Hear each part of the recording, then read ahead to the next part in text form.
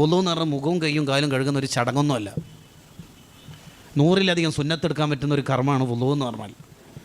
കൈകാലുകൾ വെളുത്തവരെ ഹൗലുൽ കൗസറിൻ്റെ അടുത്ത് കാത്തിരിക്കും. അപ്പോൾ മുഖവും കൈയും കാലൊക്കെ നീട്ടി കഴുകണം.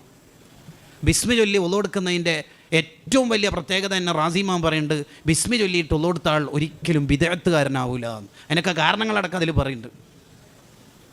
അങ്ങനെ സുന്നത്തുകളോട് നമുക്ക് വലിയ താല്പര്യം ഉണ്ടാവണം. നവവി ഇമാം റഹിമഹുല്ലാ റൂസുൽ മസായിൽ പറയുന്നുണ്ട്, 4 സുന്നത്ത് പലരും ശ്രദ്ധിക്കാറില്ല. മഹാൻ്റെ ബർക്കത്ത് കൂടി കിട്ടാനാണ് ഞാൻ അതെന്നെ എടുത്ത് ഉദ്ധരിച്ചത്. അള്ളാഹു അവിടുത്തെ ബർക്കത്തുകൊണ്ട് നമ്മളെയും മക്കളെയൊക്കെ സ്വാലിഹീങ്ങളാക്കട്ടെ. നിങ്ങൾക്ക് ആമീൻ പറയാൻ തൗഫീഖ് ചെയ്യട്ടെ. ഓ, ഇത്രയും ആളുണ്ടല്ലോ ഇവിടെ. എന്താണ് 4 സുന്നത്ത്? 1, തക്ബീറത്തുൽ ഇഹ്റാമിൻ്റെ സമയത്ത് പലരും ശ്രദ്ധിക്കാത്തൊരു സുന്നത്താണ് ആദ്യം പരിചയപ്പെടുത്തുന്ന മഹാനവർകൾ. കൈ ഉയർത്തുന്നതും തക്ബീർ ചൊല്ലുന്നതും ഒന്നിച്ചാവണം. കൈ ഉയർത്തി തീരുന്നതും തക്ബീർ ചൊല്ലി തീരുന്നതും ഒന്നിച്ചാവണം. അങ്ങനെ പറഞ്ഞാൽ ഇവിടെ നിന്നാണ് കൈ ഉയർത്തുക, താഴേന്ന്.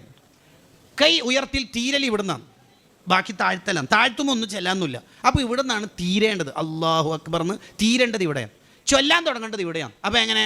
അല്ലാഹു അക്ബർ, അവിടെ നിന്നാണ് തീരേണ്ടത്, പിന്നെ ഒന്നുമില്ല.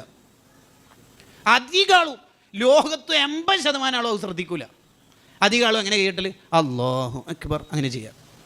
അങ്ങനെയല്ല നമ്മൾ ചെയ്യേണ്ടത്, ഇവിടെ നിന്ന് തീരണം.